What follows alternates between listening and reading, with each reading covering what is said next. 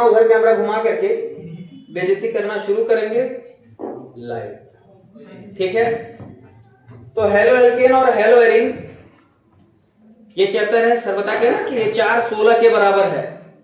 तो ये 4-16 के बराबर इसलिए है क्योंकि पहले हेलो एल्केन तुम लोग का अलग था और हेलो एरिन अलग था। इसके बाद वाला जो चैप्टर है अल्कोहल फिनॉल ईथर, उसमें अल्कोहल हम अलग पढ़ते थे, फिनॉल अलग पढ़ते थे, ईथर अलग पढ़ते थे, एल्डिहाइड अलग, कीटोन अलग, कार्बोक्सिलिक अलग। अब क्या है कि सबको एक साथ पढ़ने के पीछे का कारण है कि जो एक जैसे रहते हैं उनको एक साथ पढ़ लिया जाता है। हेलो एल्केन हेलो एरिन में हेलोजन हमारा क्रियात्मक समूह है, फंक्शनल ग्रुप है, वो एक जैसा है, इसलिए हम लोग उसको एक ही चैप्टर में पढ़ लेते हैं। तो सबसे जरूरी चीज है जो आज हम लोग पढ़ेंगे वो दो चीजें हम लोग पढ़ेंगे, ठीक है। एक पढ़ेंगे क्लासिफिकेशन, क्लासिफिकेशन मतलब वर्गीकरण, ठीक है। कल हमने कहा था एक छोटी छोटी चीजें पढ़ के आना, इसी वाले ने फोन करके पूछा भी था सर जी कल क्या पढ़ के आए। हो सकता है कि आज वो पढ़ के आया हो, पर चिंता ना करे, मुंह ना छुपाए, उसे पूछेंगे नहीं, परेशान ना हो, ठीक है। तो मुंह नीचे करने लगा ना लाए, पूछेंगे नहीं, पर अच्छी चीज ये लगी कि कम से कम उसको ये तो याद था कि हाँ सर जी कहें आप पढ़ के आने के लिए। भाई को जगह दे दो, कहीं बैठने के लिए जगह दे दो यार, कहीं बैठाओ, डिस्टर्ब हो रही क्लास ना, बैठा दो कहीं। अरे तब क्यों बैठ गए, एक सीट पर क्या बैठा लो।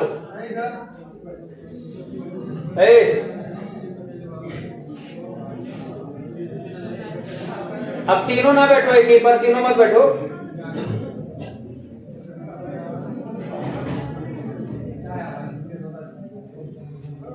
अब एक लोग बगल में बैठ जाओ, एक लोग पीछे बैठ जाओ यार।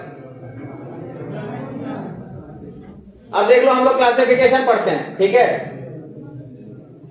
क्लासिफिकेशन,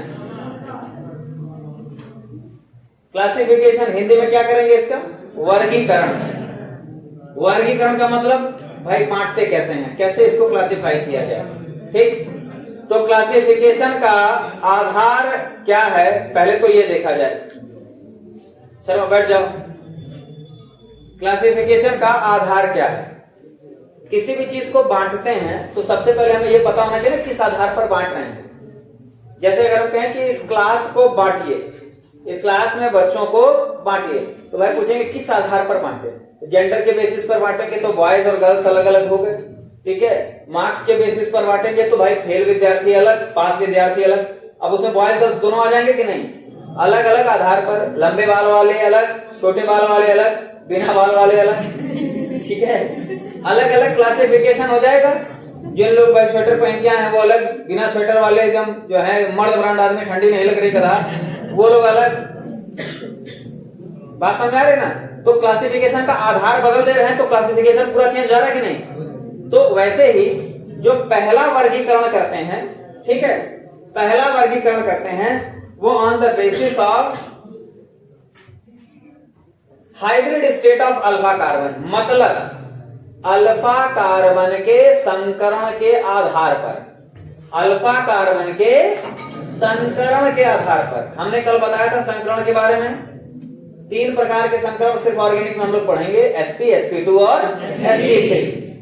sp, sp2 और sp3, ठीक है। अल्फा कार्बन के बारे में भी कल बताया था। अल्फा कार्बन क्या होता है, वह कार्बन जिस पर कोई भी क्रियात्मक समूह जुड़ा हुआ, वह कार्बन जिस पर कोई भी क्रियात्मक समूह जुड़ा हुआ, ठीक है, उसी को क्या बोलते हैं हम लोग, अल्फा कार्बन बोलते हैं। तो अल्फा कार्बन की संकरण के आधार पर, अल्फा कार्बन के संकरण के आधार पर सामान्यतः हम लोग 3 तरह से बांट सकते हैं, sp3 संकरण वाले यौगिक, sp2 वाले और sp वाले। देखते हैं। तो सबसे पहला है अल्फा कार्बन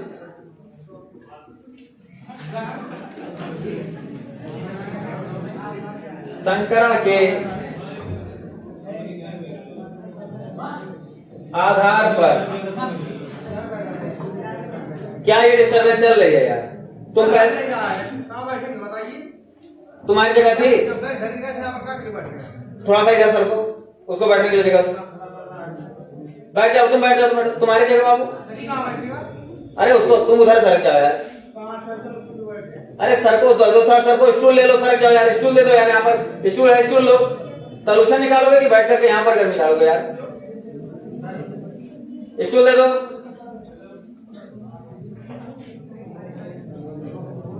दे दो स्टूल, बैठो, मैं दे रही है सब। देखो यहां पर ध्यान से, अल्फा कार्बन के संकरण के आधार पर, ठीक, देखते हैं। बाबू पीछे सुनाई दे रही आवाज? ठीक, ये CH3 CH2Cl ये एक हो गया। इसमें इस कार्बन का संकरण क्या है? sp3। इस कार्बन का संकरण क्या है? sp3। और यही हमारा अल्फा कार्बन है कि नहीं?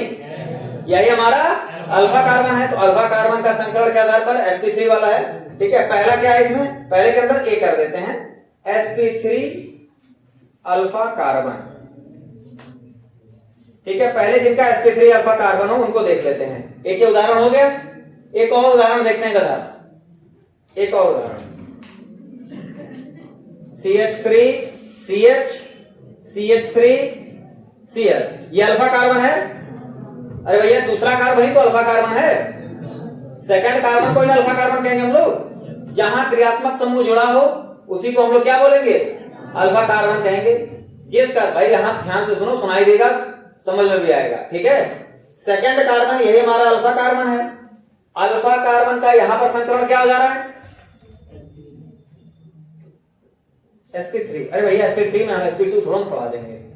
ऊपर sp3 हाइब्रिडाइज्ड कार्बन। अच्छा, हमने बताया था कैसे पता करेंगे, ये भी कल हमने बताया था। इसलिए कहा था कि कल बेसिक चीजें बताएंगे, ठीक है। कल बेसिक चीज क्या बताई थी? 4 सिग्मा बॉन्ड है तो sp3, ठीक, 3 सिग्मा बॉन्ड है तो sp2, 2 सिग्मा बॉन्ड है तो sp।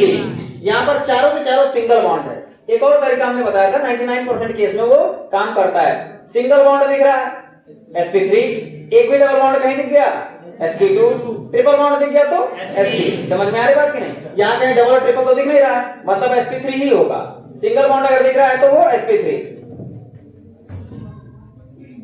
CH3 CH3 CH3 Cl ये भी हमारा अल्फा कार्बन है। यही सेकंड वाला कार्बन, यही अल्फा कार्बन है। इसका संकरण क्या होगा?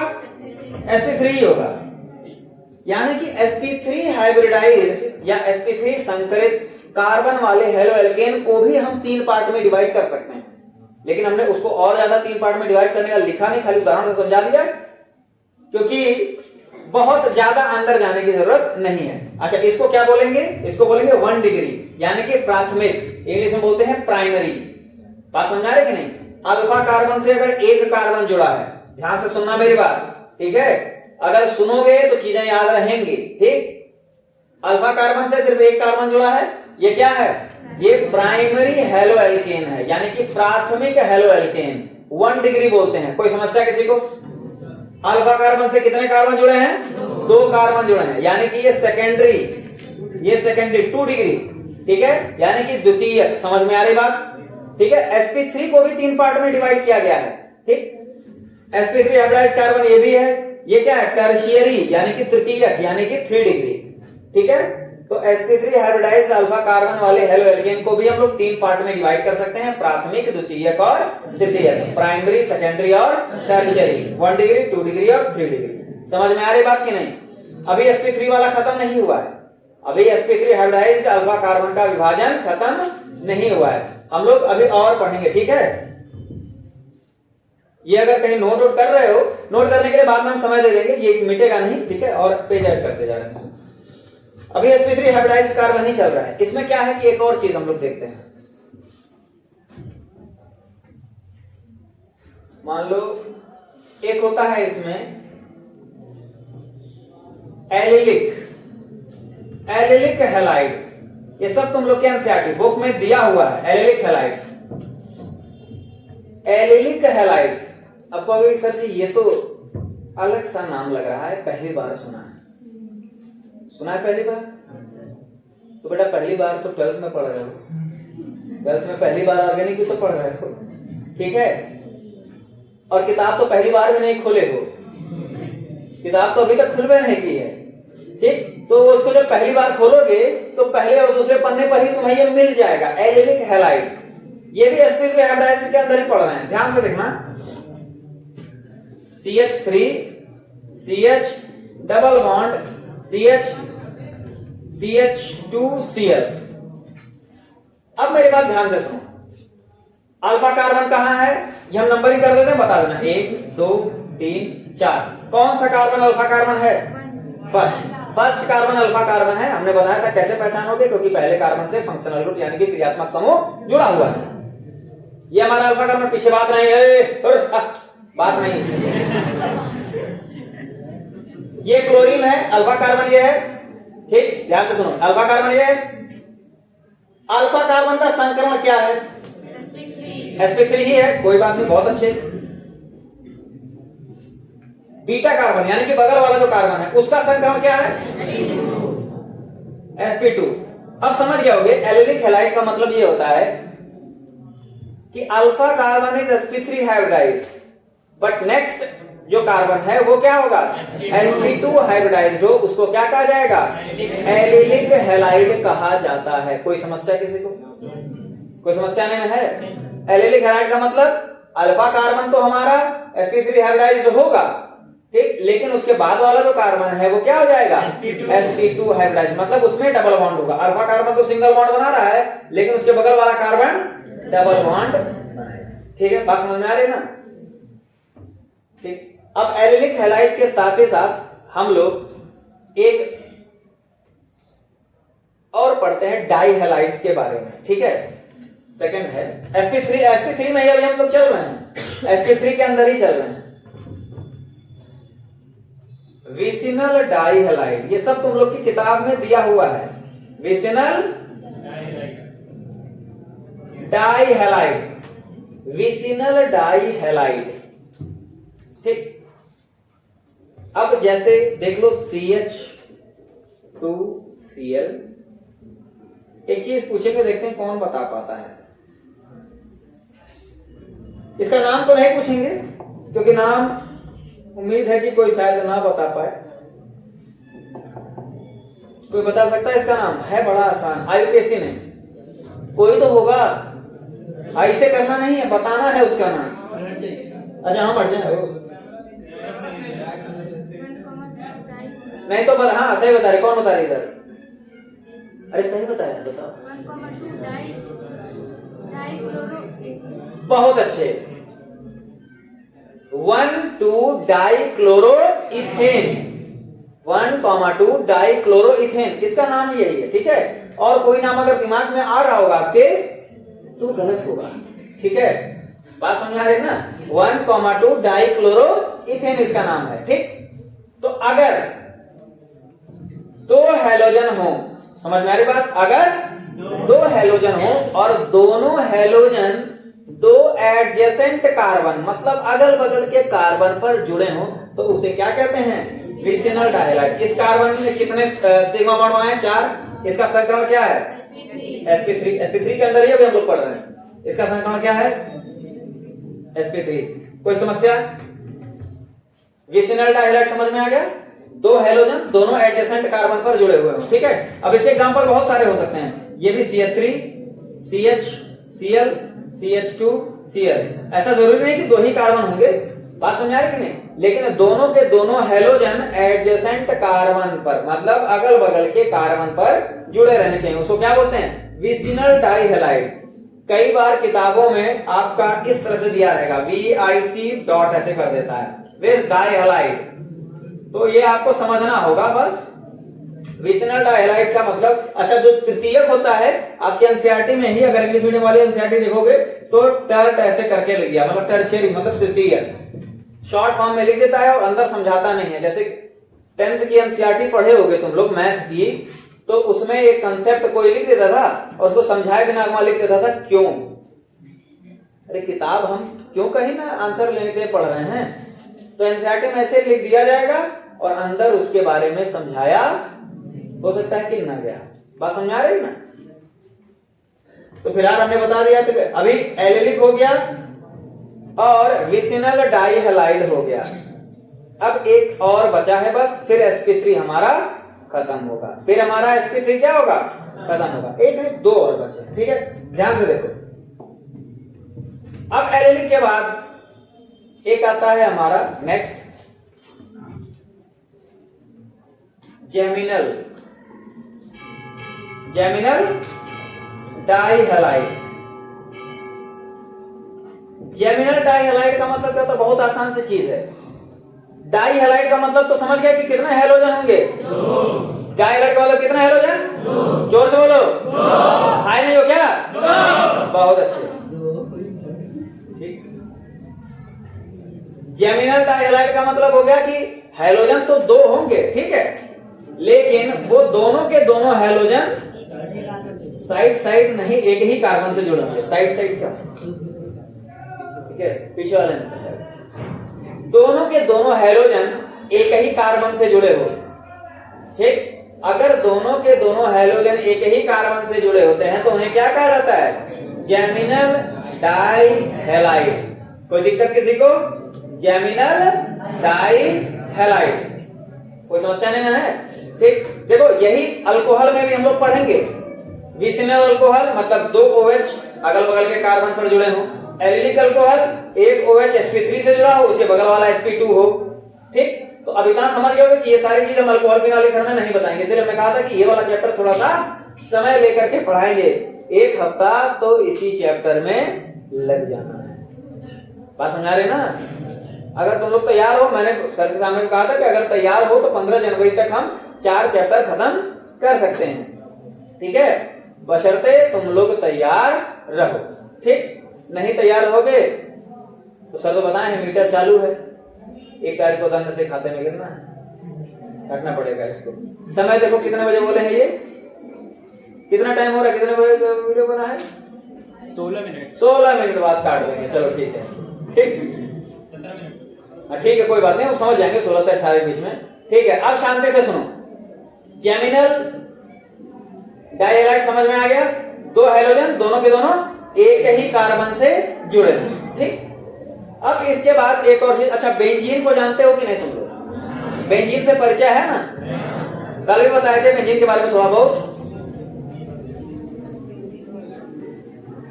ये तुम्हारा है बेंजीन, ये नहीं है भैया। जैसे होता क्या है, CH2Cl, ठीक, या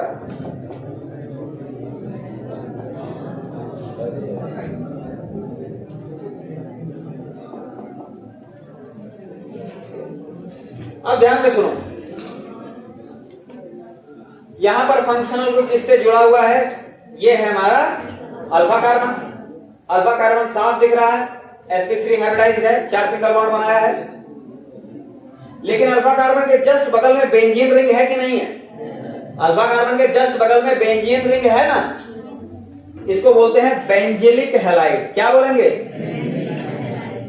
बेंजिलिक हैलाइड। क्या बोलेंगे? Benzylic halide. तो कई सारी चीजें अभी तुम लोगों ने देख ली हैं, कौन कौन सी? ठीक है, अभी जेमिनल डाइहैलाइड के बाद बेंजिलिक हैलाइड है। कौन कौन सी चीजें देख लिए हो? ध्यान से देखते चलो। ये बायो वाला पोर्शन आ गया क्या? यही है। हेलो एल्केन हेलो एरिन का हमने वर्गीकरण देखा। सबसे पहला वर्गीकरण है अल्फा कार्बन के संकरण के आधार पर, तो पहला वाला है sp3 संकरण वाला अल्फा कार्बन, ठीक। उसमें हमने देखा कि प्राइमरी, सेकेंडरी, टर्शियरी 3 तरह के होते हैं। साथ ही साथ उसमें हमने देखा कि एलिलिक हैलाइड भी sp3 हाइब्रिडाइज्ड अल्फा कार्बन के हेलो एल्केन के अंतर्गत ही आते हैं। एलिलिक हैलाइड का मतलब क्या हो गया कि जिसमें अल्फा कार्बन तो sp3 हाइब्रिडाइज्ड होगा पर उसके बगल वाला कार्बन sp2 हाइब्रिडाइज्ड होगा। विसिनल डाइहैलाइड जिसमें दो हैलोजन sp3 हाइब्रिडाइज्ड कार्बन के साथ जुड़े होंगे लेकिन जस्ट अगल बगल में जुड़े होंगे, ठीक है, वो होता है विसिनल डाइहैलाइड। इसके बाद हमने पढ़ा जेमिनल डाइहैलाइड। जेमिनल डाइहैलाइड में दो डाइहैलाइड है तो दो हैलोजन तो होंगे, दोनों एक ही अल्फा कार्बन से जुड़े होंगे, ठीक है। फिर उसके बाद हमने पढ़ा बेंजिलिक हैलाइड। बेंजिलिक हैलाइड में ये, अच्छा एक चीज दिमाग में आना चाहिए कि सर आप अभी हेलो एल्केन बता रहे हैं, क्या बता रहे हैं? Halo alkane. हेलो एल्केन में बेंजीन रिंग आ गया, ये तो हेलो एरीन जैसा लग रहा है, लग रहा है कि नहीं लग रहा है? पर ये हेलो एरीन नहीं है। कल हमने बताया था, नहीं बताया था तो ध्यान से सुन लो। हेलो एरीन तभी कहलाएगा कोई भी कंपाउंड जब उसमें हैलोजन डायरेक्टली बेंजीन रिंग से जुड़ा हुआ है। बात समझा रहे ना? इसका नाम 1 फिनाइल 1 क्लोरोमीथेन है। ये हेलो एल्केन कहलाएगा। बात समझ आ रही है ना? इसको क्या बोलेंगे? हेलो एल्केन ही है बेंजीन रिंग के बावजूद, क्योंकि इसमें हेलोजन डायरेक्टली बेंजीन से नहीं जुड़ा है। जब तक हेलोजन डायरेक्टली बेंजीन से नहीं जुड़ जाता हम उसे हेलोएरिन नहीं कहेंगे। ये हेलो एल्केन का ही उदाहरण है। समझ में आ रही बात की नहीं? ये कंसेप्ट क्लियर हुआ ना? ठीक, अब आ जाते हैं हम लोग नेक्स्ट पर, sp2 हाइब्रिडाइज्ड अल्फा कार्बन। ठीक, sp2 हाइब्रिडाइज्ड, इसमें बहुत ज्यादा समय हम लोग का नहीं लगेगा, इसमें कम ही रहता है। ठीक है, दूसरा है sp2 संकरण वाले अल्फा कार्बन, sp2 संकरित अल्फा कार्बन। ठीक है, इसको भी एक अलग नाम दिया जाता है। इसको भी हम लोग क्या कहते हैं? अलग नाम देते हैं। क्या कहते हैं? ध्यान से सुनना। अगर CH2 डबल बॉन्ड बात नहीं भाई, आगे बैठ करके बातचीत करोगे तो कहां से काम चलेगा। इस कार्बन ने डबल बॉन्ड बनाया है, इसका संकरण क्या होगा? sp2। इसके अंतर्गत आ गया। इसको कॉमनली जैसे allylic halide, benzylic halide, geminal halide ये सब बोलते हैं। डबल बॉन्ड जिसने बनाया है तो उससे हेलोजन डायरेक्टली जुड़ा हुआ है तो उसको हम लोग बोलते हैं विनलिक हैलाइड या विनाइल क्लोराइड। क्या बोलते हैं? Vinyl chloride. ठीक है, विनाइल क्लोराइड। समझ में आ रही बात की नहीं? ये विनाइल हैलाइड है, क्लोराइड है तो हम लोग क्लोराइड बोलते हैं। ब्रोमीन होता तो ब्रोमाइड बोल देते हैं, फ्लोरीन होता तो फ्लोराइड बोल देते हैं, आयोडीन होता तो आयोडाइड। पढ़ के आए हो क्या? लग तो रहा है घर से पढ़ के आए हो। ठीक, नहीं पढ़ के आए, चलो कोई बात नहीं। बहुत तेज और तर्रार हो, विनाइलिक क्लोराइड। ठीक, इसका जब हम एक छोटा सा एग्जांपल बताते हैं, ये कितना इंपॉर्टेंट है हम लोगों के लिए। इसका जब हम लोग पॉलीमराइजेशन करते हैं, पॉलीमराइजेशन का मतलब जानते हो? पॉलीमराइजेशन एक तरह के क्या होता है? हाँ, बहुत अच्छे। पॉलीमराइजेशन का मतलब होता है उसकी संख्या को बढ़ा दिया जाए। जैसे एक छोटी सी बूंदी होती है ना, एक छोटी सी बूंदी इतनी बड़ी, किसी काम की है नहीं, गिर जाए तो उठाओगे भाई, चल करके चले जाओगे। लेकिन वही खूब सारी बूंदी, मान लो 2000 बूंदी इकट्ठा करके एक बूंदी का लड्डू बना दी। हाँ, तो इसीलिए तो वही संख्या बढ़ा के एक जगह इकट्ठा कर दिया हमने, तो उसका क्या कर दिया? पॉलीमराइजेशन। क्या कर दिया? पॉलीमराइजेशन। अब वो एक बूंदी का लड्डू अगर कहीं दिख जाए तो उसके लिए लाशें बिछा दोगे, लाशें बिछ जाएंगे यही उस बूंदी का। मैं तो बिछा, हम पंडित आदमी हम तो कर देंगे। ठीक है, बात समझ में आ रही है कि नहीं? तो वो कर दिया हमने उसका पॉलीमराइजेशन। पॉलीमराइजेशन मतलब उसके कई सारे छोटे छोटे कणों को मिला करके एक बड़ा कण बना दिया। तो विनाइल क्लोराइड का जब हम पॉलीमराइजेशन करा देते हैं तो हम लोग का बनता है पॉलीविनाइल क्लोराइड। क्या बनता है? Polyvinyl chloride. जैसे एथीन मॉलिक्यूल जानते हो कि नहीं? एथीन CH, हाँ, इसका हम पॉलीमराइजेशन कर देते हैं तो क्या बन जाता है? पॉलीएथीन बन जाता है। माने एक एथीन मॉलिक्यूल है और 10,000 मॉलिक्यूल को जोड़ करके एक बड़ा सा मॉलिक्यूल बना दिए। अब बन गया पॉलीएथीन। देखो कितना मजबूत होता है। एथीन गैसीय स्टेट में पाया जाता है, पॉलीथीन ठोस अवस्था में। अब पॉलीथीन मजबूत होता है, अब कहोगे सर जी बड़ा कमजोर होता है। अब वो कितना पतला होता है ये तो देखो। ठीक, 4 के पॉलीथीन ऐंठ करके और दे दो, अगर एक शर्मा को दे दो, किसी और पहलवान को दे दो और कह दो खींच के तो अगर फैलाओ इसको तो टूटेगा नहीं। 4-5 पॉलीथीन अगर एक में गठिया दो तो मजबूत होता है। बात समझ आ रही कि नहीं? ठीक, तो पॉलीमराइजेशन हम विनाइल क्लोराइड का कर देंगे तो क्या बन जाएगा? Polyvinyl chloride, PVC। क्या बन जाएगा? PVC। देखा है PVC? पकड़ लिए, धागा छूटना नहीं चाहिए, पकड़े रहो। ठीक, तो PVC का मतलब हो गया वही पॉलीविनाइल क्लोराइड। इसी की सहायता से हम लोग बनाते भी हैं। ठीक है, विनाइल क्लोराइड वही कहलाता है। ठीक, अच्छा, विनाइल क्लोराइड के बाद एक और, अच्छा एक और विनाइल क्लोराइड का एग्जांपल है। जैसे ये बेंजीन है नहीं, ये बेंजीन नहीं है जब तक अल्टरनेट डबल बॉन्ड अंदर ना आ जाए। ये बेंजीन है नहीं। हम बस ये बताना चाह रहे हैं कि तुम लोग पढ़ोगे क्या और क्वेश्चन क्या आएगा। पढ़ोगे तुम लोग विनाइल क्लोराइड का उदाहरण ये, ठीक, और परीक्षा में आएगा ये, परीक्षा में आएगा ये, ऐसे आते हैं, ठीक है। ये हमारा किस तरह का, ये हेलो एल्केन है कि हेलो एरीन है? हेलो एल्केन है, ठीक है। किस तरह का हेलो एल्केन है? sp2 हाइब्रिडाइज्ड अल्फा कार्बन वाला हेलो एल्केन है।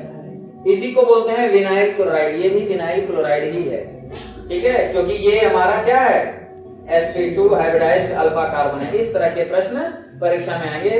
विनाइल क्लोराइड के बारे में पूछा जाएगा, तो पूछा जाएगा कि ये भैया कौन सा है, इसका अल्फा कार्बन का संकलन क्या है, तो बताना पड़ेगा कि sp2 है। ये हेलो एल्केन है कि हेलो एरीन?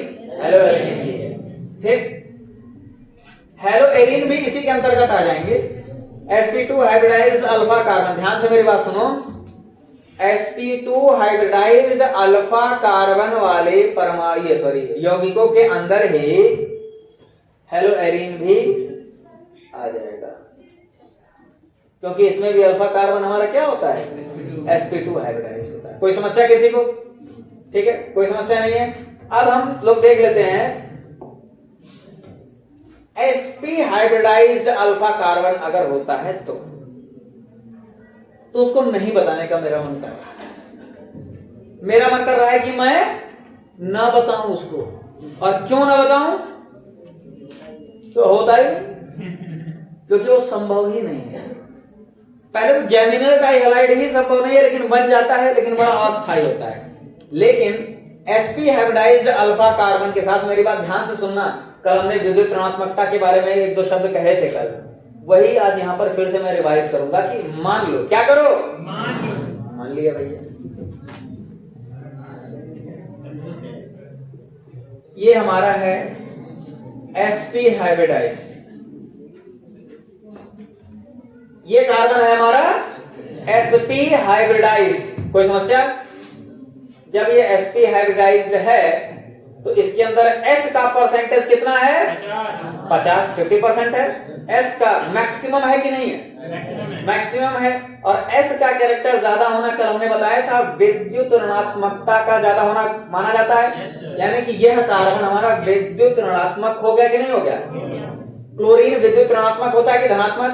विद्युत ऋणात्मक होता है, ठीक। अब एक विद्युत ऋणात्मक दूसरा विद्युत ऋणात्मक दोनों एक साथ बंध नहीं बना सकते, दोनों में रिपल्सन होगा, इसीलिए टूट जाएगा। ये यही कारण है कि जो इथाइन होता है, एक अलग से चीज बता दे रहे हैं। इथाइन ये है ना, ये इसका नेचर एसिडिक होता है। अब बोलते सर हाइड्रोकार्बन अम्लीय क्षारी कब से होने लगे? हो गए, क्या किया जाए? ये क्या होता है? अम्लीय होता है। क्यों? क्योंकि ये सोडियम के साथ अभिक्रिया करके क्या बना लेगा? सोडियम यहां आ जाएगा और हाइड्रोजन को बाहर निकाल देगा। सोडियम एसिटाइल बना देगा और हाइड्रोजन को बाहर निकाल देगा। और हम लोग बचपन के दिनों को याद करो, अब याद करो, याद आया जब क्लास 10th में पढ़ा करते थे तो अम्ल, क्षार और लवण वाले चैप्टर में तुम लोगों ने एक चीज पढ़ी होगी कि अम्ल वो होते हैं धातुओं से अभिक्रिया करके हाइड्रोजन गैस बाहर निकालते हैं। उस परिभाषा के आधार पर हम इथाइन को क्या कह सकते हैं? अम्लीय कह सकते हैं, एसिडिक कह सकते हैं, ठीक। तो वो इसीलिए होता है क्योंकि इसका जो नेचर होता है वो कैसा हो जाता है? विद्युत ऋणात्मक हो जाता है। बगल वाला हाइड्रोजन तुरंत वहीं धनात्मक हो जाएगा। समझ में आ रही बात कि नहीं? ठीक। तो अब वर्गीकरण हमारा यहाँ पर समाप्त होता है, ठीक। वर्गीकरण क्या हो रहा है? यहाँ पर समाप्त हो रहा है। और जितना उम्मीद थी उससे ज्यादा ही डीप जाकर के पढ़े, हम इतना भी ज्यादा नहीं बताने वाले थे वर्गीकरण में, क्योंकि और भी ज्यादा इंपॉर्टेंट चीजें हैं चैप्टर में। और एक तरह से ये समय तो है हम लोग के रिवीजन का, लेकिन इसके बावजूद अगर हम लोग पढ़ रहे हैं तो इसका मतलब कम पढ़ो काम का पढ़ो। समझ गए कि नहीं? नेक्स्ट हम लोग पढ़ लेते हैं मेथड ऑफ प्रिपरेशन, निर्माण की विधियां, हेलो एल्केन और हेलो एरीन के निर्माण की विधियां।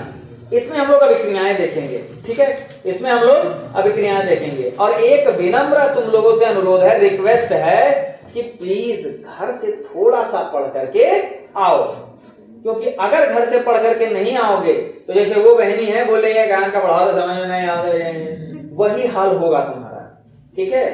घर से पढ़ करके हाँ हम ही कह रहे हैं, क्योंकि वही थी शुरुआत में ही बोल रहे कान का भाषा। अरे कुछ देर बैठोगे, घर से पढ़ के आओगे, यहाँ जा पढ़ोगे, तब तो कुछ समझ में आएगा। एक तो तुम लोग एक्स्ट्रा क्लास पढ़ना शुरू किए, ठीक, ऊपर से ऑर्गेनिक, ऊपर से 6वीं पीरियड में, ठीक, तो समस्याएं तो तुम लोग के लिए बहुत हैं। ऊपर से हम चिल्ला रहे हैं इतना तेज से कि कहीं दिमाग भटकना भी चाह रहा है, कुछ चलो ठीक है बैठ के कुछ और सोचते हैं तो वो भी नहीं सोच पा रहे हो, ठीक है। पीछे बैठे बच्चे कुछ और भी नहीं सोच पा रहे, पाँच पाँच किया जा रहा है, इतनी देर से चिल्लाए जा रहे। ध्यान से सुनो, अब है हमारा मेथड ऑफ प्रिपरेशन, निर्माण की विधियां, मेथड्स ऑफ प्रिपरेशन, कैसे इनको बनाया जाए। देखो पढ़ने का तरीका यही है, किसी भी किताब में देखोगे 3 ही 4 चीज बताई जाती है। कोई कंपाउंड लिया गया, कोई टॉपिक लिया गया, मानो अल्कोहल फिनॉल ईथर ही है, अगला ही चैप्टर का नाम ले लें हम लोग, तो उसमें क्या पढ़ेंगे हम लोग, निर्माण की विधियां, भौतिक गुणधर्म, रासायनिक गुणधर्म। निर्माण की विधि, भौतिक गुणधर्म और रासायनिक गुणधर्म, हर चीज का हम लोग को यही 3 चीज पढ़ना है। क्या क्या पढ़ना है, निर्माण की विधियां, भौतिक गुणधर्म, रासायनिक गुणधर्म। निर्माण की विधियों से अच्छे क्वेश्चन उठते हैं, ज्यादा क्वेश्चन उठते हैं, भौतिक जो गुणधर्म होते हैं उससे कोई क्वेश्चन नहीं उठता है, और रासायनिक गुणधर्म से सबसे ज्यादा क्वेश्चन उठते हैं, ठीक है। यही हमारा पैटर्न होता है परीक्षा में क्वेश्चन देने का, हमारा मतलब बोर्ड का, ठीक है। मेथड ऑफ प्रिपरेशन और रासायनिक गुणधर्म ये बहुत ज्यादा इंपॉर्टेंट होते हैं, सारे के सारी विधियां इसी में होती हैं, ठीक। कोई समस्या किसी को, नो स्टडी नो कंफ्यूजन, समझ में आए तब तो समस्या उत्पन्न हो, समझना है नहीं, चलो बोल रहा है बोलने दो, अपने सुनना है बस। ध्यान से सुनो,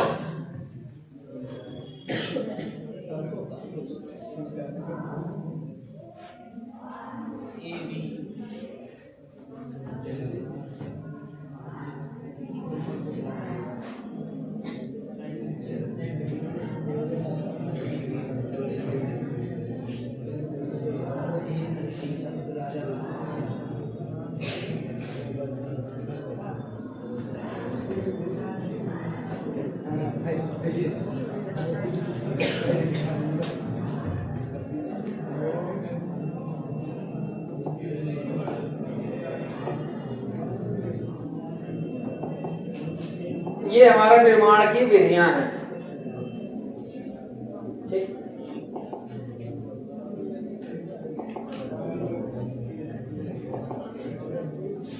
इससे ज्यादा विधि हम लोगों को नहीं पढ़नी है, लेकिन यही अपने आप में पर्याप्त है, ठीक। कैसे बनाएंगे, पहला है हमारा अल्कोहल से, पहला किससे है, अल्कोहल से।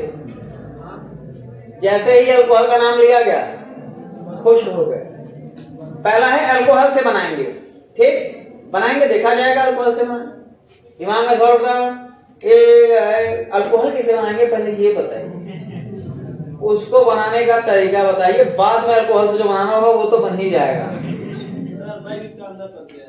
फंस गया, जाओ ले लो, कहाँ रखे हो, हाँ हाँ जान रहे, मेरी क्लास का विद्यार्थी भाई, हर्ष के साथ था।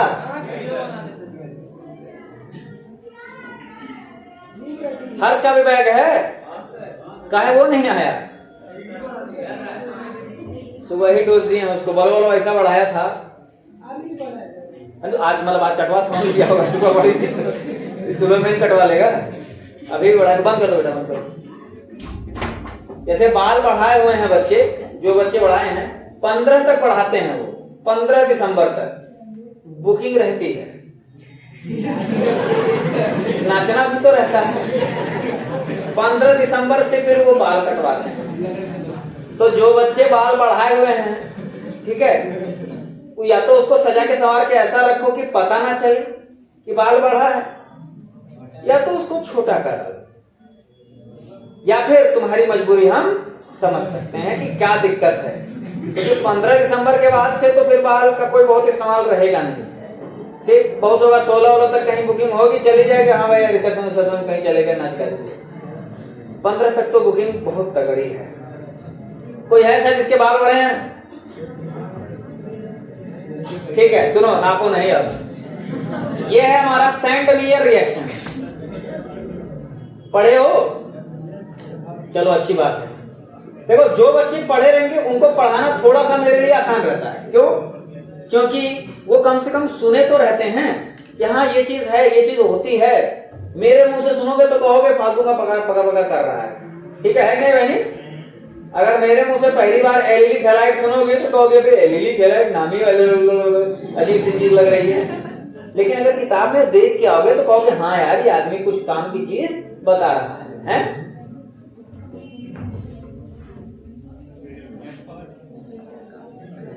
फिंकलस्टाइन रिएक्शन। हाँ, फिंकलस्टाइन रिएक्शन। ठीक, अच्छा ये याद करने का एक तरीका है। ठीक, इसके पहले हम एक विद्यालय में पढ़ाते थे, वहां फीस जैसे क्लास टीचर नहीं जमा करते थे, वहां जो बाबू लोग होते हैं वही लोग जमा करते थे।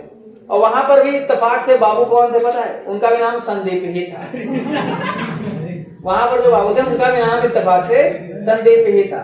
ठीक, ब्लॉसम स्कूल है उसके बच्चे भी हमसे पढ़े, वहां पर भी जो फीस जमा करते हैं बाबू उनका भी नाम संदीप ही था।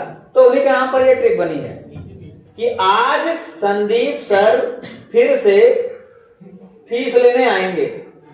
जैसे वो क्लास में जाकर के जिनकी फीसें नहीं जमा रहती थी बोलते थे भैया तुम्हारी फीस नहीं जमा है, तुम जमा कर दो, फीस जमा कर दो। और हम लोगों से कहवाते थे कह दीजिए कि सैलरी नहीं मिली है, बोलते जमा करते हैं उसी से सैलरी मिलेगी। तो हम लोग भी कहते थे कि हाँ भैया संदीप सर आए हैं, फीस जमा कर दो तब तनख्वाह मिले। बात समझ आ रही कि नहीं? तो वही हाल है, यहाँ से सिस्टम तो है नहीं, यहाँ तो किसी हम ही लोग करना है। तो आज संदीप सर फिर से फीस लेने आएंगे। ठीक, आज संदीप सर फिर से फीस लेने आएंगे, न बोलना। ठीक, संदीप बाबू, संदीप तो यहाँ पे बैठे हुए हैं। ठीक है, ठीक है। एस से है, बता रही थी क्या बता रही थी? Swarts reaction. स्वार्ट्स, देखो कई बुक में Z दिया रहेगा, कई बुक में S दिया रहेगा, लिख देते हैं स्वार्ट्स रिएक्शन। F से इसमें क्या हो जाएगा? Friedel craft reaction.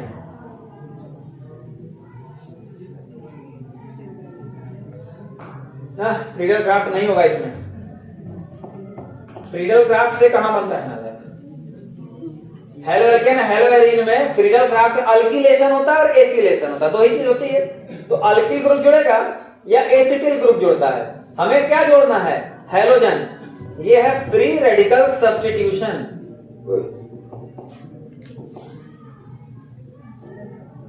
Free radical substitution. ठीक है, मुक्त मूलक विस्थापन अभिक्रिया।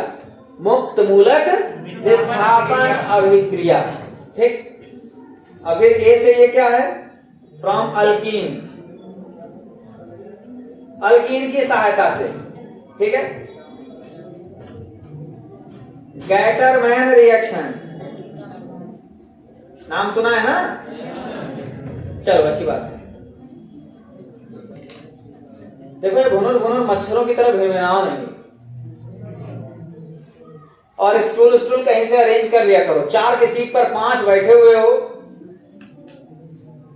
सब इधर उधर किए हैं।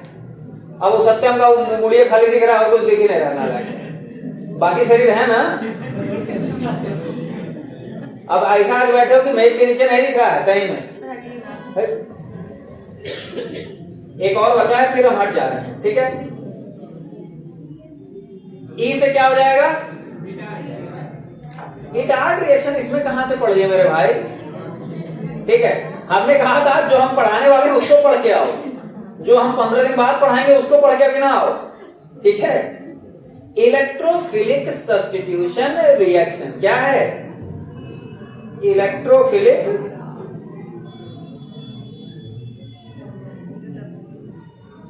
विस्थापन अभिक्रिया।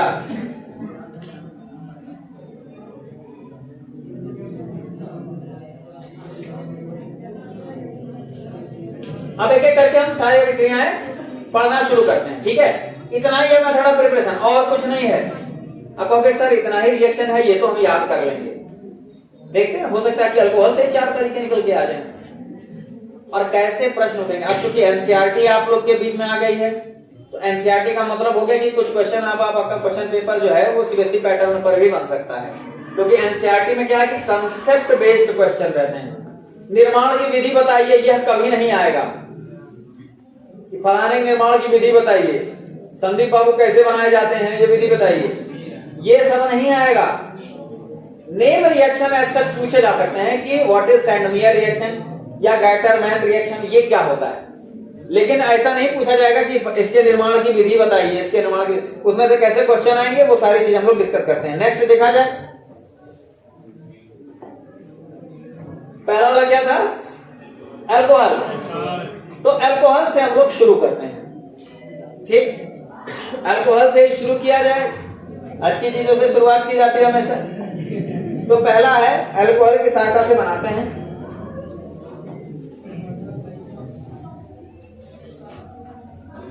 जो मैथ सेक्शन का बोर्ड है, वो बोर्ड थोड़ा सा अच्छा है, उसकी सेंसिटिविटी कम है, इसमें बताया था ना सर, यहाँ दूर से ही लिखा जा रहा है, और राइटिंग वैसे भी मेरी बहुत अच्छी है। जब भी मेरी राइटिंग गंदी लगे क्या याद कर लेना, 30 नंबर, अपने आप मेरी राइटिंग हो अल्हम्दुलिल्लाह। ठीक, अल्कोहल से कैसे बनाते हैं ध्यान से सुनो। जब भी अल्कोहल बोला जाता है तो एक ही अल्कोहल दिमाग में आता है, इथेनॉल। ठीक है, एक ही अल्कोहल दिमाग में आता है, ethanol. CH3 CH2 OH, CH3 CH2 OH। जो अल्कोहल तुम्हारे दिमाग में आया है वो भी यही है, उसका भी सूत्र यही है। सांद्रता अलग अलग होती है, किसी में 8%, किसी में 16%, किसी में 35%, किसी में 5%, पर उसका सूत्र क्या होता है, सूत्र यही होता है, इथेनॉल ही होता है उसमें।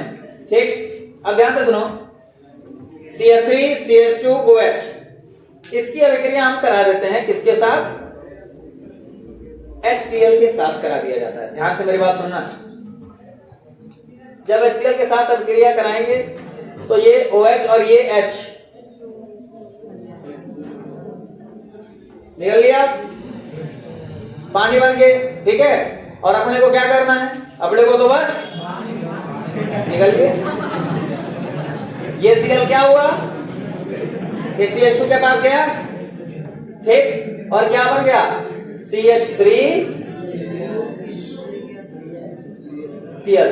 हेलो एल्केन एक बना कि नहीं बना, ठीक। लेकिन यहां पर एक और चीज यूज करते हैं, एक और चीज यूज किया जाता है, एनहाइड्रस। एनहाइड्रस मतलब सूखा हुआ, क्या है भाई, कहां है समझ आ रहा है, एनहाइड्रस, एनहाइड्रस, थोड़ा सा आवाज कम करो,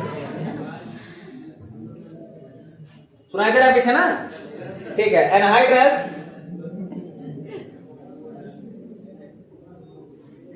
zinc chloride, anhydrous zinc chloride इस्तेमाल करते हैं हम लोग, ठीक है।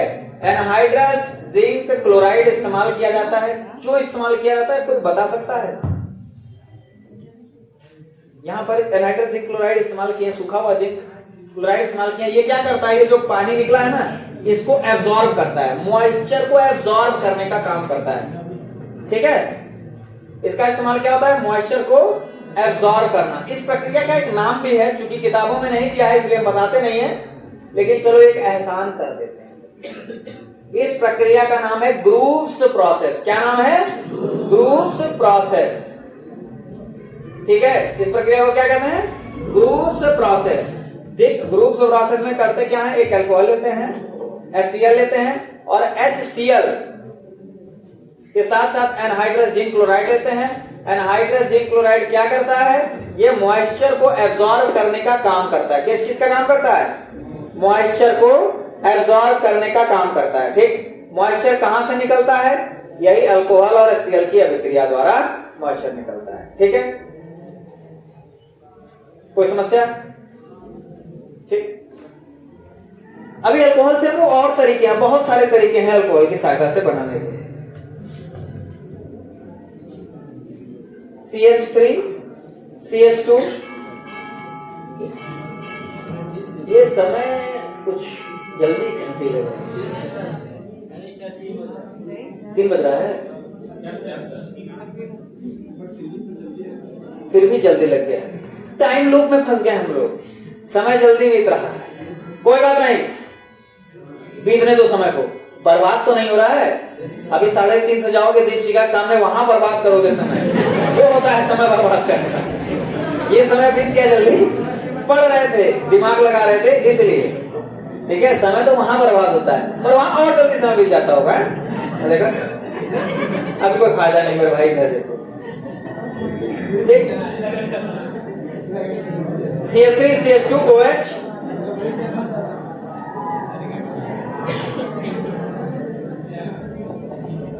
ये देखो ध्यान से सुनो, 2-3 रिएक्शन अभी बता देंगे, फिर उसके बाद तुम लोग को छोड़ेंगे, ठीक है। और 2-3 रिएक्शन बताने में आधा घंटा लग जाना है, ठीक। सुनो ध्यान से, पीछे बात नहीं। CH3 CH2 OH,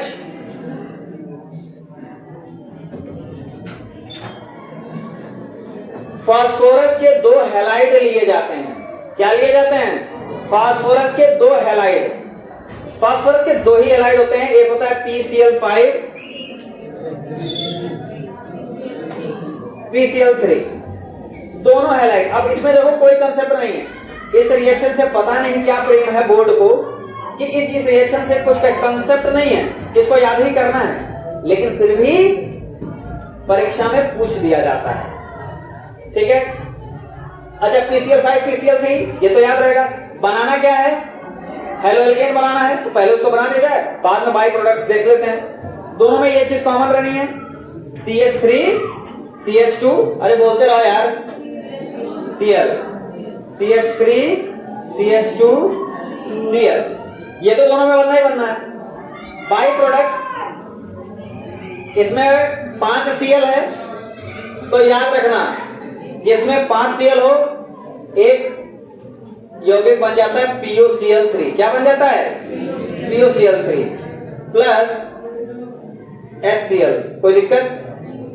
और इसमें H3PO3, बस यही याद रखना है हमको। तो अगर इस रिएक्शन को लिख रहे होगे तो लिखने का तरीका वही रखना जैसे मैंने लिखा है। पहले इसको लिख देना, ये 2 तीर बना देना, PCl5 PCl3, उसके बाद इन दोनों को बराबर कर देना, ठीक है। ये दोनों लिख देना, उसके बाद PuCl3 HCl और H3PO3, तभी याद होगा। और याद करने का तरीका भी, रिएक्शन अभी देखो एक ही 2 है, धीरे धीरे रिएक्शन की संख्या बढ़ेगी, तो बढ़ जाएगी तो फिर दिक्कत हो जाएगा, ठीक। उसके पहले हम तुम लोग को तरीका बताते हैं कि कैसे रिएक्शन याद करोगे, ठीक। एक दिन में 5 रिएक्शन याद करने की औकात है तुम लोगों की कि नहीं? इसको बंद करो, 6-7-8 वाले सब कर रहे हैं। 3 बजे कैसे छुट्टी होगी इन सबों की? अच्छा, अब सुनो ध्यान से, एक दिन में 5 रिएक्शन याद कर सकते हो कि नहीं? 7 दिन में कितने रिएक्शन हुए? कोई दिक्कत? 7 दिन में 35 रिएक्शन हो गए।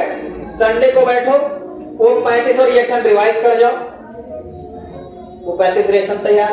अगले हफ्ते फिर से 5-5 रिएक्शन, खाली 5-5 रिएक्शन, 2 हफ्ते में 70 रिएक्शन हो गए। 1 महीने में कितने हो गए? 140, उससे ज्यादा है ही नहीं सिलेबस में।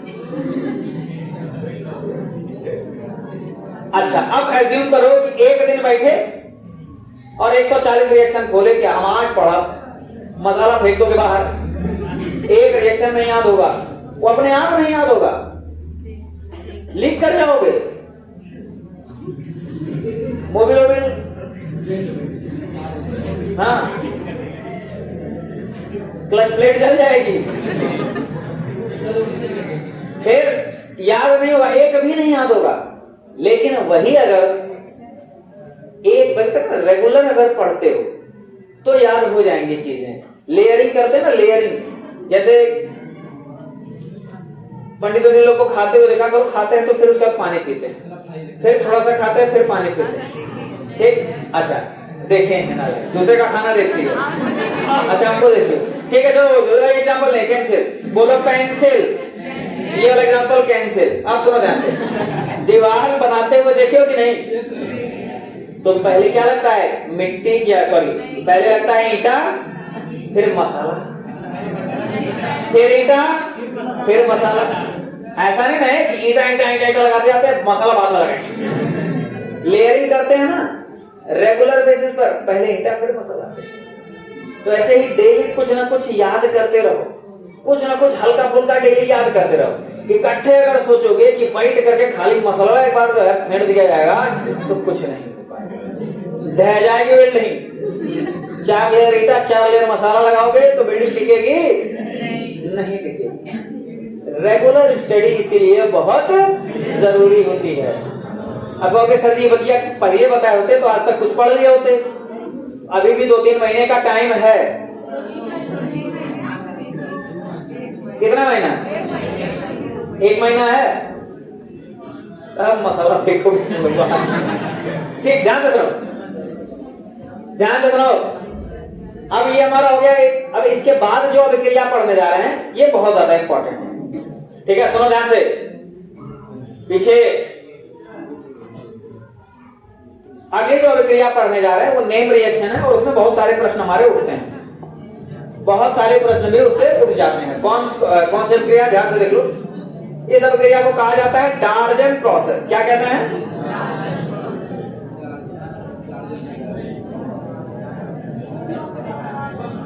टार्जन फिल्म का नाम सुना है? हाँ, तो उसका इससे कोई रिलेशन नहीं। ठीक है, उसका इससे कोई रिलेशन है, वो अलग चीज है, ये अलग चीज है। डार्जन प्रोसेस में ये लैब मेथड भी इसको बोलते हैं। लैब मेथड मतलब लैब में अगर हेलोएरिन बनाना हो तो हम डार्जन प्रोसेस से बना सकते हैं। अच्छा कहोगे सर लैब में कुछ अलग तरीके की चीज बनाई जाती है क्या? देखो, किसी भी चीज को बनाने के 3 विधियां होती हैं। एक जनरल मेथड, ठीक, एक लैब मेथड, एक इंडस्ट्रियल मेथड। जनरल मेथड होता है कि हो सकता है प्रैक्टिकली पॉसिबल ही ना हो, बस किताब में संभव हो तो जनरल मेथड बना दिया। ठीक। लैब मेथड होता है कि उसमें हम लोग को शुद्धता का ध्यान रखना होता है। 1 मोल बने लेकिन शुद्ध बने, सिर्फ और सिर्फ वही चीज बने जो हम बनाना चाहते हैं। इंडस्ट्रियल मेथड में क्या होता है कि मेन टारगेट क्या होता है? प्रॉफिट, फायदा। उसमें हम क्वालिटी से ज्यादा क्वांटिटी पर ध्यान देते हैं कि बहुत ज्यादा बने और इसके साथ साथ जो और चीज बन रही है वो भी बन जाए तो उसको भी बेच दिया जाए। इंडस्ट्रियल मेथड में बात समझ आ रही है कि नहीं? ठीक। लैब मेथड में किस चीज का ध्यान दिया जाता है? शुद्धता का, प्योरिटी का। तो जिस तरीके से भी अगर शुद्ध अल्किल हैलाइड बन रहा होगा हम लोग क्या करेंगे? वही तरीका लैब मेथड के रूप में यूज करेंगे। डार्जन प्रोसेस लैब मेथड के रूप में यूज किया जाता है। इसमें करते क्या है? ध्यान से सुनना। अच्छा, अल्कोहल ही पढ़ रहे हैं अभी, और कोई अभी आया नहीं है कुछ और? अभी अल्कोहल वाला पहले वाली अभिक्रिया चल रही है, देख लग रहा है 7-8 रिएक्शन है, दन दन दन खत्म। ऐसा नहीं है, एक दिन तो अल्कोहल में ही लग गया। बाकी अभिक्रियाएं छोटी हैं, वो 1-2 दिन में हो जाएगी खत्म, तो चिंता करने की जरूरत है। देखो ध्यान से,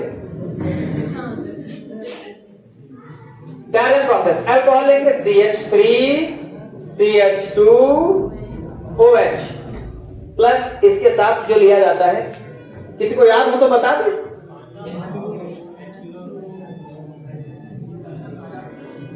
हाँ, पानी, बर्फ, मूंगफली दाना, थायोनिल क्लोराइड। बहुत अच्छे, इसका नाम क्या है? Thionyl chloride. क्या नाम है इसका?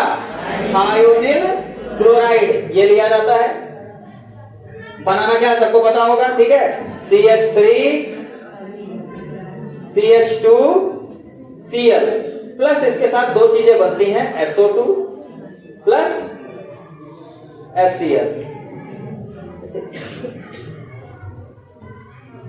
अच्छा, यहां पर 2 चीजें हैं जो तुम लोग को ध्यान देनी है। एक जो अभी हम यहां लिखने जा रहे हैं, पिरिडीन इस्तेमाल करते हैं। ये पिरिडीन की उपस्थिति में होता है। पिरिडीन की उपस्थिति में होता है। ये पिरिडीन क्या होता है? ये पिरिडीन बहुत खतरनाक होता है। ठीक, क्यों खतरनाक होता है अभी बताएंगे। पहले तो ये जान ले कि इस्तेमाल क्यों करते हैं और ये लैब मेथड के रूप में क्यों यूज किया जाता है। कुछ तीर जैसा बनाया हूं क्या मैं सल्फर डाइऑक्साइड और HCl के बगल में? स्टील का क्या मतलब है? ये गैसियस स्टेट में है, ठीक है, ठीक है। They escape from the container in which they are formed, मतलब क्या है? ये उस कंटेनर से उड़ जाते हैं, उड़ जाते हैं मतलब निकल जाते हैं बाहर, ठीक, जिसमें ये बनाए गए हैं। समझ में आ रही बात कि नहीं? तो बचेगा क्या? क्लोरोइथेन बचेगा कि नहीं बचेगा? ध्यान से मेरी बात सुनो, इसमें बाई प्रोडक्ट तो बन रहा है, बात नहीं, बाई प्रोडक्ट तो बन रहा है, लेकिन ये जो बाई प्रोडक्ट है हमारा, ये बाई प्रोडक्ट गैसियस स्टेट में बन रहा है, और जिस कंटेनर में ये बन रहा है उससे ये बाहर निकल जाता है। समझ में आ रही बात कि नहीं? जब ये बाहर निकल जाएगा तो बचेगा हमारा शुद्ध क्लोरोइथेन, शुद्ध क्लोरोइथेन बचेगा। लेकिन उसके बावजूद अगर थोड़ा सा उसकी मात्रा रह जाती है, ट्रेसेस में अमाउंट रह जाता है उसका बहुत कम, ठीक, तो सल्फर डाइऑक्साइड धात्विक ऑक्साइड है कि अधात्विक ऑक्साइड है? मुझे ये बताओ। हम तो सुनने की कोशिश करें। धात्विक, धात्विक ऑक्साइड का मतलब क्या होता है? जिसमें धातु हो। सल्फर डाइऑक्साइड में कौन सी धातु है? सल्फर। मतलब प्रॉब्लम शुरुआत में ही है। सल्फर तो अधातु है मेरे भाई। अच्छा सुन लो, अब सुनो ध्यान से। किसी भी चीज को धातु धातु कैसे पहचानोगे? एक चीज बताते हैं, उससे पहचान लो, ठीक है। गंवारों के लिए गंवारों वाली चीज बताते हैं, जिसके लास्ट में भी ईएम या यम आए तो समझ जाओ धातु है। हालांकि 100% सही नहीं है, पर तुम लोग चूंकि बैल हो तो बैलों के लिए इसी टाइप की calcium, chromium, magnesium, sodium, rubidium, caesium, francium. अब कहोगे आयरन तो फेरम, उसका असली नाम फेरम। कॉपर, उसका असली नाम है cuprum. Mercury, hydric iron. Gold, Aurum. EM या यम आएगा ही धातु के लास्ट में। समझ में आ रही बात कि नहीं? अगर ये ना आ रहा हो तो मतलब वो क्या होगा? अधातु है। सल्फर में कौन सा यम आ रहा है? कुछ आ रहा है? तो सल्फर अधातु है, तो ये अधात्विक ऑक्साइड है, ठीक। सल्फर डाइऑक्साइड क्या है? अरे बोलो, मुंह तो खोलो नालायक। सल्फर डाइऑक्साइड क्या है? बोलो, जोर से बोलो, मिलकर बोलो, सारे बोलो। अधात्विक ऑक्साइड। समझ गए कि नहीं? अच्छा सुनो पहले ध्यान से, थोड़ा सा मरियल हो रहे थे तुम लोग। अच्छा, सोचने वाली बात यह है कि जो बच्चे पढ़ रहे हैं, ध्यान से सुन रहे हैं, वो अभी भी ध्यान से सुन रहे हैं, और जो बच्चे एक को चीज ना ध्यान से देखे ना सुने हैं, वो शरीर के वो हिस्से ऐसे ऐठ के तोड़ रहे हैं जिन हिस्सों का कोई इस्तेमाल भी नहीं कर रहे हैं। हाँ, तुम्हारी बात कर रहे हैं बाबू, ब्लेजर में जो अभी वो ऐसी अंगड़ाई ले रहे थे जैसे कितना देर से कितना मेहनत किए हो। ना लाए। और जो बच्चे पढ़ रहे हैं वो अभी भी ध्यान से सुन रहे हैं, वो सोचते हैं कि चलो 5 मिनट और पकाई पक जाए, कोनो बात नहीं, यहाँ की चीजें बताएगा। लेकिन पिछवा वाले जो हैं पढ़ भी नहीं रहे। अरे यार बहुत देर से पढ़ा था, पढ़ नहीं रहे, बहुत देर से बैठे हो। ठीक, सुनो ध्यान से। सल्फर डाइऑक्साइड अधात्विक ऑक्साइड है। अधात्विक ऑक्साइड का लक्षण होता है अम्लीय। अधात्विक ऑक्साइड का लक्षण कैसा होता है? अम्लीय। HCl क्षारीय है। पढ़ के आए थे क्या? बहुत तेज हो गए हो। HCl भी अम्लीय है। कहाँ है तुम कूद रही हो जी? HCl भी अम्लीय है, सल्फर डाइऑक्साइड भी अम्लीय है। अगर ये थोड़ा सा रह जाता है तो इसके अंदर थोड़ी सी अम्लीय प्रकृति आ जाएगी। उस अम्लीय प्रकृति को कैंसिल करने के लिए या उदासीन करने के लिए, न्यूट्रलाइज करने के लिए हम ये पिरिडीन मिलाते हैं। ठीक है, पिरिडीन क्या करता है? It neutralises the acidic behaviour of sulphur dioxide and HCl। मतलब HCl और सल्फर डाइऑक्साइड की अम्लीय प्रकृति को न्यूट्रलाइज करने के लिए, उदासीन करने के लिए हम क्या इस्तेमाल करते हैं? पिरिडीन इस्तेमाल करते हैं। कोई समस्या किसी को? ठीक, अब इससे कई सारे प्रश्न उठ करके आ गए। कौन से प्रश्न? पहला प्रश्न तो ये उठ के आया कि डार्जन प्रोसेस होता क्या है। तो डार्जन प्रोसेस क्या होता है? डार्जन प्रोसेस ये होता है। डार्जन प्रोसेस क्या होता है? ये होता है। पढ़ के आए थे। ठीक, उसके बाद सवाल उठता है कि डार्जन प्रोसेस को लैब मेथड के रूप में क्यों इस्तेमाल किया जाता है? क्योंकि लैब में बताओगे पिरिडीन थायोनिल क्लोराइड या सल्फोनिल क्लोराइड भी बोल सकते हो, ठीक है। थायोनिल क्लोराइड का इस्तेमाल करते हैं अल्कोहल के साथ, तो हमारा सल्फर डाइऑक्साइड और HCl और साथ ही साथ क्लोरोइथेन हमारा बनता है, ठीक है। इसको लैब मेथड के रूप में क्यों इस्तेमाल करते हैं? प्योरिटी के लिए, क्योंकि इसमें जो बाई प्रोडक्ट बनता है वो गैसियस स्टेट में रहता है, वो बाहर निकल जाता है कंटेनर से, ठीक। फिर प्रश्न उठता है कि प्रिलिन का इस्तेमाल क्यों करते हैं? अम्लीय प्रकृति को कम करने के लिए, ठीक। 100 ग्राम रह जा रहा है, बता दे तो अल्कोहल खत्म हो जाएगा। थोड़ा सा है समय, है हिम्मत, बोल आएगा, चलेगा? चलो ठीक है, बढ़िया है, जूस पिला तो नहीं बोल रहे। सुनो ध्यान से, मूड ऑफ है मेरा, सुनो।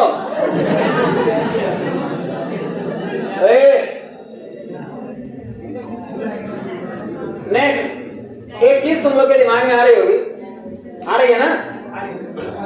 आती है, आनी चाहिए, आएगी, आती रहेगी, ठीक।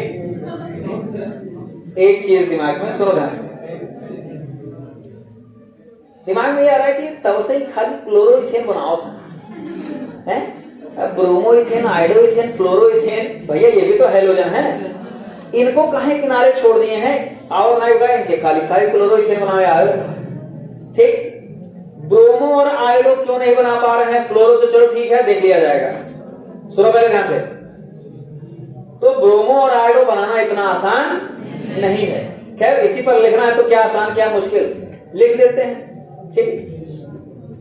सुनो ध्यान से, क्यों नहीं आसान है? मान लो इसी मेथड से हम बनाने की एक कोशिश करते हैं, ठीक है। CH3 CH2OH plus HBr। ध्यान से सुनो भाई, आवाज नहीं। 5 मिनट का और बात है, ठीक है। कितना बज रहा है? 3 15 3 18, 5 मिनट का खेल है बाबू साहब। CH3 CH2 Br plus H2O, ठीक। ध्यान से समझ लो, कॉन्सेप्ट है इसमें भी एक कॉन्सेप्ट है छोटा सा, उसको ध्यान से सुन लेना, ठीक है। CH3 CH2OH plus HBr CH3 CH2, अरे HBr है, बार बार HI करना है ना इसमें।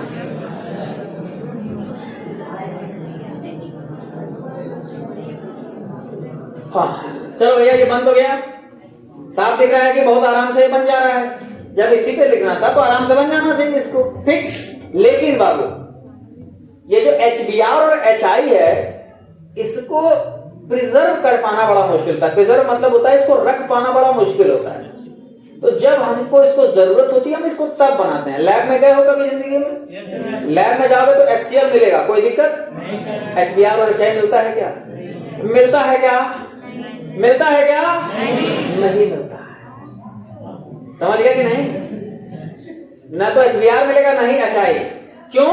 क्योंकि इसको प्रिजर्व कर पाना बड़ा मुश्किल होता है। अरे भैया हाइड्रोजन इतना सा और ब्रोमीन इतना बड़ा, हाइड्रोजन इतना सा, आयोडीन इतना बड़ा। इसका मतलब ये हुआ कि इनके बीच जो भी बॉन्ड बनता है, जो भी बंध बनता है, वो उतना स्ट्रॉन्ग नहीं होता है, वो टूट जाता है, ठीक है। और जैसे मान लो HBr है, यहाँ पर धीरे से छोटा सा लिख देना, HBr है, जैसे बनेगा ये H2O प्लस Br2 में टूट जाता है थोड़ी देर बाद, ठीक है। HI है, ये तो और कम समय लेता है, H2 और I2 में टूट जाता है। जैसे बनाओगे तुरंत टूट जाएगा। इसीलिए जब हमको इसकी अभिक्रिया करानी होती है तब हम इसको बनाते हैं। बात समझ आ रही है कि नहीं? जब अभिक्रिया करानी हो तब। जैसे अचार होता है, अचार तो बना के रख लीजिए, साल भर खाए। दाल भात क्या बना के रख के साल भर खा सकते हो? नहीं। तो ये वही दाल भात है, जब खाना हुआ बना खा लीजिए, ठीक। बात समझ आ रही कि नहीं? तो HBr बनाते कैसे हैं? ध्यान से सुनना। लिया जाता है KBr प्लस H2SO4 और क्या बनता है फिर? HBr plus KHSO4। और यही जो HBr है यही यहां पर आ जाता है और इसी का इस्तेमाल कर देते हैं हम लोग। बात समझ में आ रही कि नहीं? ये हम लोग ड्यूरिंग द प्रोसेस मतलब रिएक्शन के बीच में बनाते हैं। समझ में आ रही बात ना? HI भी हम लोग को बनाना हो तो KI लेंगे प्लस, ध्यान से सुनो, यहां एक और कंसेप्ट है,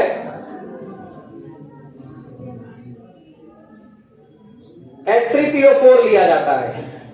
हम H2SO4 नहीं ले सकते यहां पर, ठीक है? H2SO4 नहीं ले सकते, इसी का जवाब कल खोज करके तुम लोग लाओगे। क्या चीज? HI प्लस K H2PO4 और यही HI जो बना हुआ है ये यहां पर HI इस्तेमाल किया जाता है। मतलब ये हम रिएक्शन के बीच में बनाते हैं, ठीक है? तो ये अल्कोहल से जो जब बनाने की जो भी प्रक्रिया थी बस इतने ही रिएक्शन थे, ठीक है? अभी हमारा पहला वाला कंप्लीट हुआ है, जो फर्स्ट रिएक्शन हम बता रहे थे अभी ये वही कंप्लीट हुआ है। बात समझ में आ रही कि नहीं? ठीक है, लिख रहे हो क्या इसको? ठीक है, तो लिखो, लिख लो। ये अल्कोहल बस खाली यही कंप्लीट हुआ। अरे भैया आ जाएगा वो, करने लगे पहले की तरह से, पता नहीं कौन सी देवी आपदा आ गई, 4 बार टुक टुक टुक टुक करेंगे आ जाएगा वही, पता नहीं क्या। चौथी बार में आ गया, ठीक है? हाँ, तो ये अल्कोहल समझ में आ रहा है कि नहीं?